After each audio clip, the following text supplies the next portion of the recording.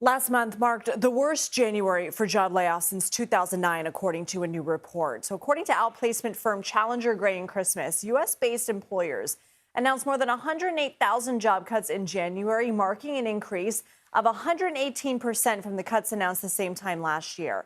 Roughly 40% of last month's layoffs can be attributed solely to Amazon and UPS. The companies cut 16,000 and 30,000 jobs, respectively. The UPS cuts were tied to its ongoing wind down of its delivery arrangement with Amazon. Ted Rossman joins us now. He's a principal analyst at personal finance website Bankrate. So what are the biggest reasons for these cuts?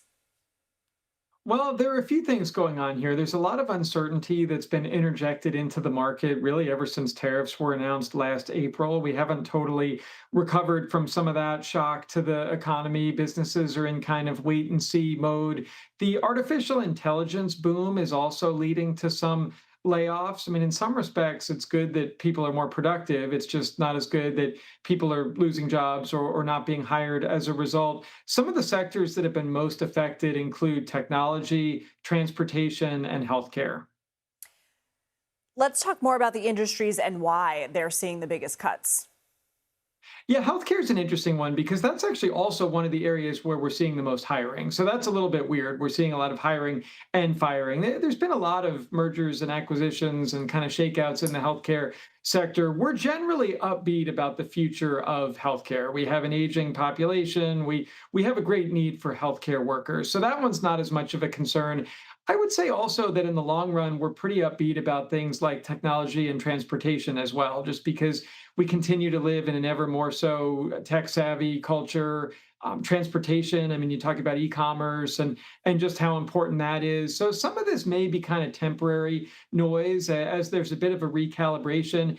We've had a weird few years in the economy, really ever going back to the pandemic. And then afterwards, we had that whole great resignation thing and everybody was switching jobs. And we're still settling back to some form of normal. I do want to ask you what direction you think the job market is going into for the rest of the year. The job market has been weakening, but back to that point about normalization, in some respects, it's really just back where it was in, say, 2019 or early 2020. We saw record levels of job openings the past several years, and especially in 21, 22, a ton of people were job hopping. So even though vacancies are down, they're still at or even slightly above where they were back pre-pandemic. The unemployment rate right now is 4.4%. That's about a point higher than its recent low a couple of years ago, but it's still pretty low in the historical context.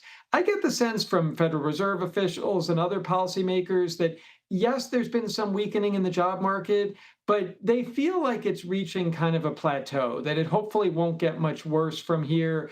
Things could be stabilizing. So it's not the best, but it's far from the worst. Okay, Ted Rossman, thank you.